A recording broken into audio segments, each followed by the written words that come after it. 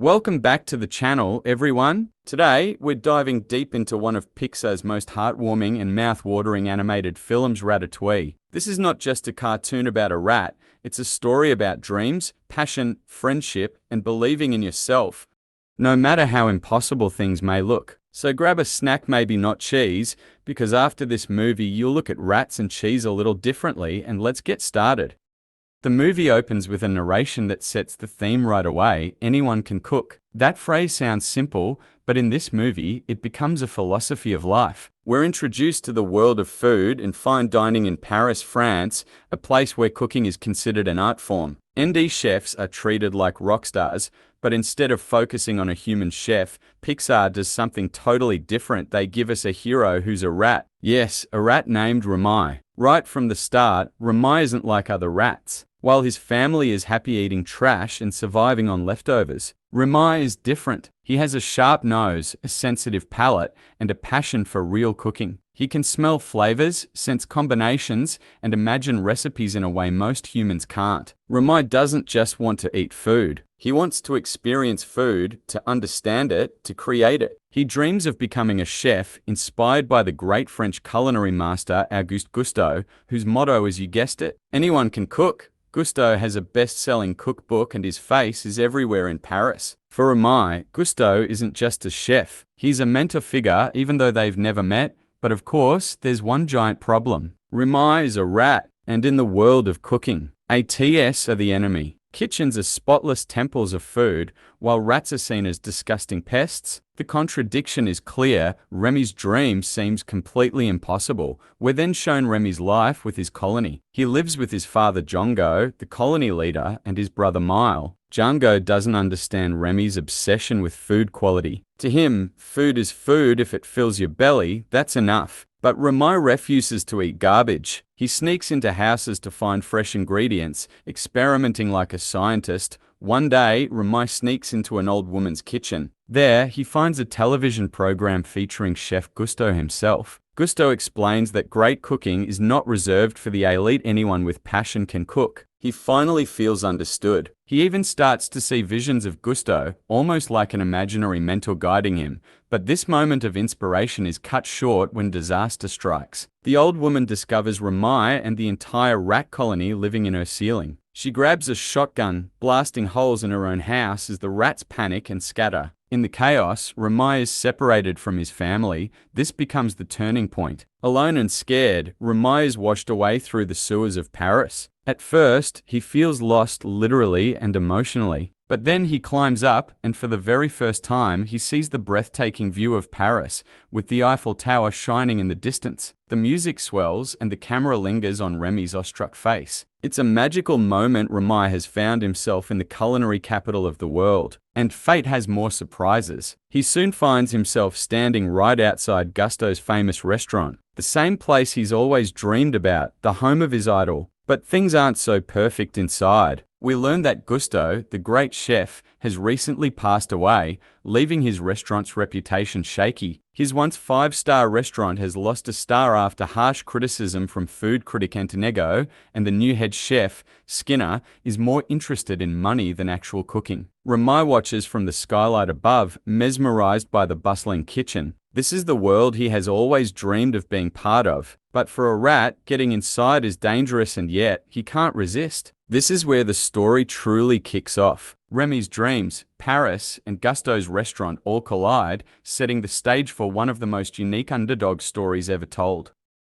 Inside Gusteau's restaurant, the new head chef Skinner runs things with a strict hand. Unlike Gusteau, Skinner doesn't care about passion or creativity. He only cares about money. In fact, he's been using Gusteau's image to sell frozen food products like burritos and microwave meals. For him, it's about business, not art. This difference between Gusteau's philosophy and Skinner's greed becomes an important theme later. At the same time, a new young man named Alfredo Linguini arrives at the restaurant. He's clumsy, shy, and clearly doesn't belong in the high-pressure world of fine dining. He's hired as a garbage boy. Nobody respects him, and the kitchen staff treat him as useless. But as fate would have it, Linguini's arrival will change everything for both him and Remy. From the skylight, Remy watches the kitchen in awe. The chefs are working like an orchestra, chopping, sur-ing, plating dishes with precision. But something unusual happens. Linguini, nervous and eager to prove himself, accidentally knocks over a pot of soup. Panicking, he tries to fix it, randomly throwing ingredients in without knowing what he's doing.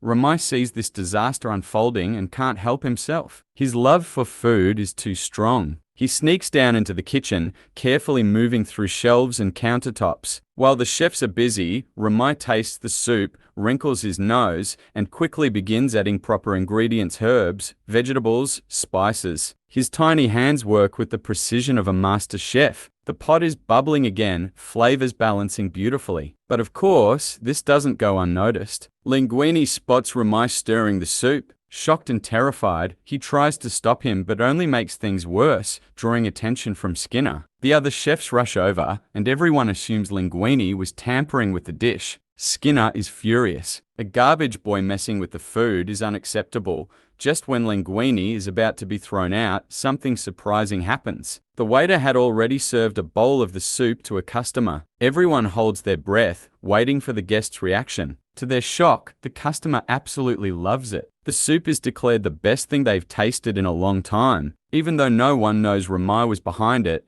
this moment saves Linguini's job for now. Skinner doesn't trust him though. He demands that Linguini recreate the soup the next day. Linguini, of course, has no idea what happened. He didn't make that soup, Remy did. That night, he captures Remy in a jar, planning to get rid of him. But something stops him. He notices that Remy seems intelligent, almost human-like in the way he understands things. In a quiet corner by the river, Linguini opens the jar and talks to Remy. He admits he knows the rat made the soup better and begs him for help. This sets up one of the most unusual partnerships in movie history: a young human who can't cook and a rat who can't show himself in the kitchen. At first, the problem is communication. How can a rat tell a human what to cook? But Remy is clever. Through trial and error, they discover a system. Remy hides under Linguini's chef hat, pulling his hair like strings to control his movements almost like a puppeteer. It sounds ridiculous, but it works. Linguini moves awkwardly at first, but with Remy's guidance, he begins cooking dishes that surprise everyone in the restaurant. Over time, the kitchen staff are shocked at Linguini's sudden improvement. Colette, the only female chef in the brigade, is especially skeptical. She's tough, disciplined, and has worked hard to prove herself in a male-dominated environment. She doesn't trust Linguini at first, but Skinner orders her to mentor him, hoping to expose his weaknesses. Instead, to her shock, Linguini starts showing incredible talent thanks to Remy secretly steering him. Meanwhile, Skinner grows more suspicious. He doesn't believe this clumsy garbage boy could suddenly become a talented chef. His paranoia increases when he learns a secret from Gusteau's will. If Linguini is proven to be Gusteau's son, he legally inherits the restaurant. Skinner realizes that if this is true, he'll lose everything. From this moment on, he makes it his mission to uncover Linguini's secret and get rid of him. But for now, things look bright. Linguini's popularity in the kitchen grows. Customers start returning. Gusteau's restaurant begins regaining its lost reputation, and for Remy, this is a dream come true. He is finally cooking in a real Parisian kitchen, even if nobody knows it's him. Yet, beneath the excitement, problems are brewing. Remy still misses his family, who wouldn't understand his choices. Linguini is starting to enjoy the spotlight a little too much, forgetting that it's Remy who makes him shine. And looming in the shadows is Anton Ego, the powerful food critic who once destroyed Gusteau with a single review. Rumors of the restaurant's comeback are spreading, and Ego is listening. And so, the stage is set for bigger challenges. The rat and the boy have formed an unlikely alliance. But will it survive the pressures of fame, jealousy, and truth? The days pass, and Linguini, with Remy secretly guiding him, becomes a rising star in Gusteau's restaurant. The staff, once dismissive, start noticing how the shy garbage boy suddenly plates dishes with surprising skill. Even Colette, the tough and sharp sous chef, is forced to respect him. She teaches Linguini the importance of discipline, precision, and following Gusteau's 5-star kitchen rules, but what she doesn't realize is that behind his sudden progress is a rat pulling the strings. Meanwhile, Remy is living his dream. Every night he gets to experiment with fresh ingredients, herbs, and spices. He even starts to feel at home in the bustling chaos of the kitchen. His sharp senses guide Linguini's hands perfectly, turning ordinary recipes into works of art. But outside the kitchen, tensions grow. Skinner, suspicious of Linguini's success, follows him and even spies on him at night. He notices strange things like Linguini talking to his hat, protecting it at all costs, and moving in odd ways when he cooks. The mystery deepens, and Skinner becomes obsessed with catching him. One evening, Colette and Linguini share a moment. While practicing, she leans closer, and Linguini, nervous and awkward, almost ruins the mood. But thanks to Remy pulling his hair, he moves smoothly and unexpectedly hug her. Shocked but touched, Colette begins seeing him differently. At the same time, Remy's double life causes friction. One day, he stumbles upon his brother Mile,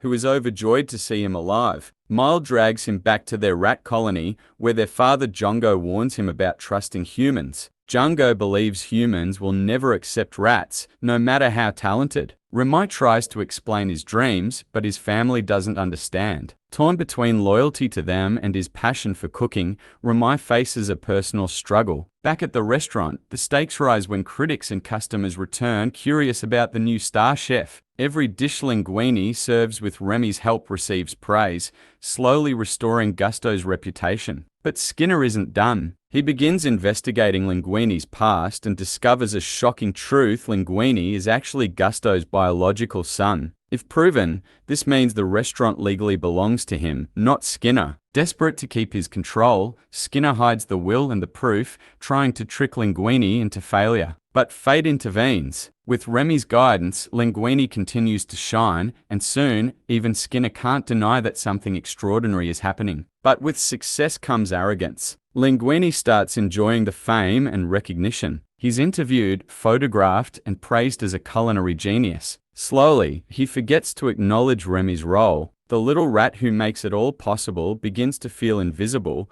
frustrated that the human is taking. The cracks in their partnership begin to show. Open Part 2 for watching.